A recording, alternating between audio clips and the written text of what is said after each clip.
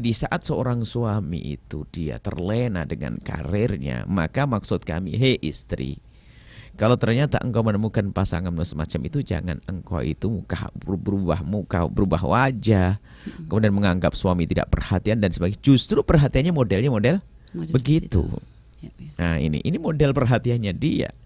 Sehingga sebetulnya karena kok sampai, loh kamu perhatian ke saya kok sampai berbulan-bulan gak pulang dan sebagainya, kok bisanya, loh sebetulnya dia yakin ingin pulang, akan tapi dia tidak akan pulang kecuali membawa sesuatu yang menyenangkan istri.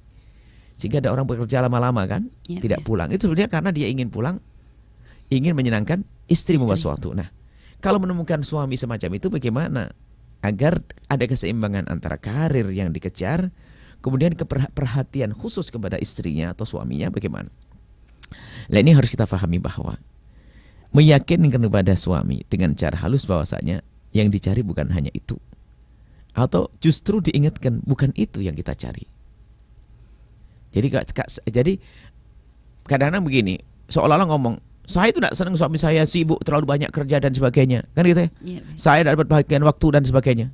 Tapi di sisi lain dia, bang antingnya belum ganti bang, motor dah. Ini omongan apa ini? Jadi dia ngomong soal suami jarang banyak kerja, jangan keluar, akan tapi ternyata dia punya tuntutan. Jadi harus ada keseimbangan. Kalau Anda menghendaki suami adalah tidak amat sibuk di luar, maka Anda pun juga meyakinkan bahwasanya Anda tidak menuntut seperti itu.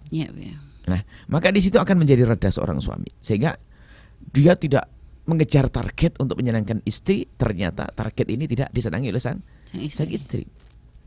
Dengan anak pun juga sama ini kan. Terus ingat kisah seorang anak kecil yang pengen ketemu bapaknya saja susah, cuma kata ibunya apa? Waktu ayahmu tuh sangat mahal, nak. Jadi ayahnya ngomong, nak, waktu abah itu sangat mahal. Jadi jangan sia-siakan waktu hanya untuk yang nggak berguna kan itu. Padahal anaknya pengen main sama abahnya saja. Akhirnya ngomong sang anak kepada abah, abah itu berapa sih mah waktunya? Dihitung gajinya itu kan sebulan berapa? 30 juta.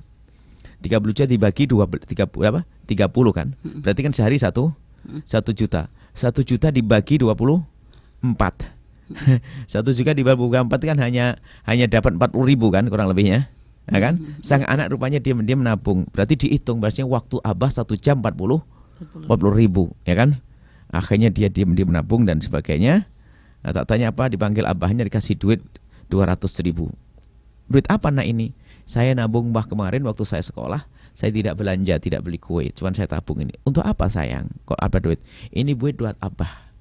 Ini kan adanya 200 ribu, kalau di 2004 kan bisa dapat berapa? Ada 5 jam. Untuk apa nak? Katanya mama, waktunya abah kan mahal, 1 jamnya kurang lebih 40 ribu. Ini saya punya 200 ribu, saya pengen abah jalan-jalan sama saya.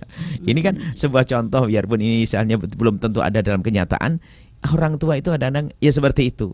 Di saat dia mengejar untuk menyenangkan anak, akan tapi lupa ada hal lain yang sangat dibutuhkan oleh seorang anak. Nah, maksud kami ada keseimbangan di sini. Tidak cukup kita menasihati, hei yang ngejar karir supaya, nggak bisa di situ.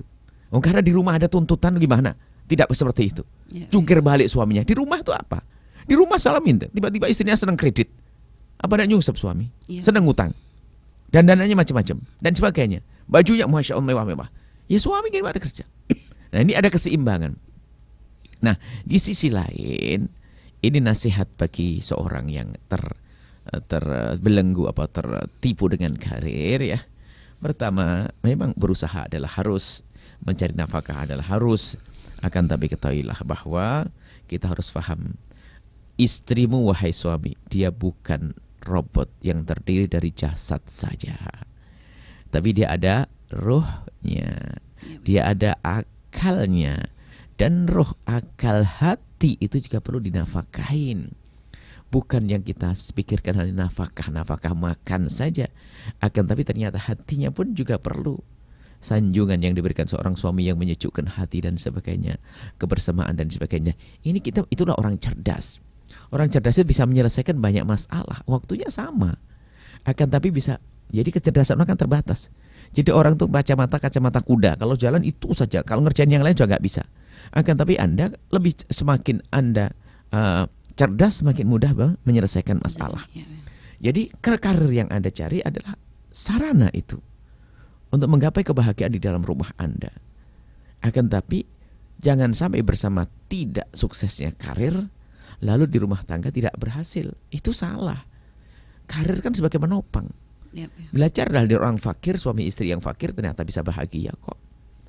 Bagaimana Anda yang banyak duit ternyata kok nyungsep terus? Karena Anda lupa bahwasanya istri Anda adalah yang punya roh, ya kan? Ada hati, ada pikiran yang perlu disejukkan ya. Bukan dengan harta, akan tapi kadang dengan sanjungan, dengan sapaan, dan juga dengan belayan dan kasih sayang. Baik, kemudian di sisi lain, ini adalah masalah karir. Di sisi lain tadi, sisi pasangan. Dan bisa terjadi ini adalah yang menjadi wanita karir adalah seorang wanita.